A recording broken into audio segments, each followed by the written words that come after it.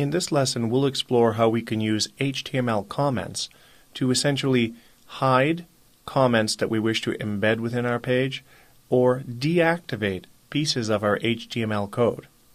We've seen commenting already in cascading style sheets using a syntax of a / followed by a star, something contained intended to be commented out, and then a star with a /. Comments in HTML follow the exact same concept but use a different syntax. Let's take a look at this using the example we were working with in the previous lesson. Now, HTML comments have many uses, the majority of which are useful for you, the website designer, the website developer. If you were in the middle of working on something, as we were in the previous lesson, as we were building a definition list, which we can see inside one of the table cells in our web browser, I might have decided that I wanted to stop working so I could go get lunch. But if I was working on a very large web page, I might forget where I was or even what I was doing before lunch. So you might want to put a note to yourself or an instruction to yourself to do something when you come back to edit this code. So for example, I'll position my mouse after my definition list and tab over a few times and type !! !!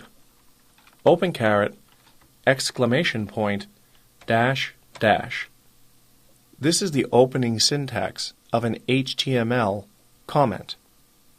I'll then tab over once and type !! which is essentially the closing syntax to indicate that my comment is now finished. Between this opening and closing comment syntax, I can write a note, which is contained within the HTML but not displayed to the viewer of the web page. I might type something along the lines of, when you get back from lunch, pick up working on this line of code. Now, from the File menu, I'll save my work, switch over to my web browser, and hit Reload. Now I don't see anything on my page, but if I right-click or control-click on the Mac and view my page source and scroll down, notice that that line of code is there.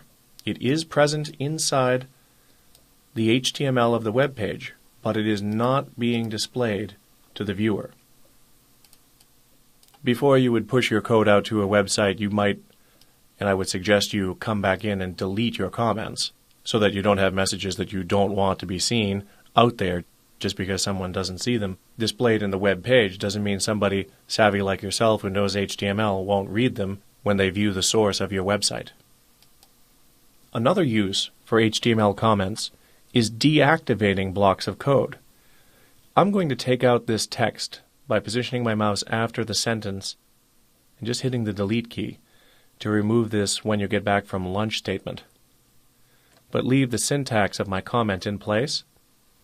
I'm then going to select my opening comment and cut it and position it before my definition list.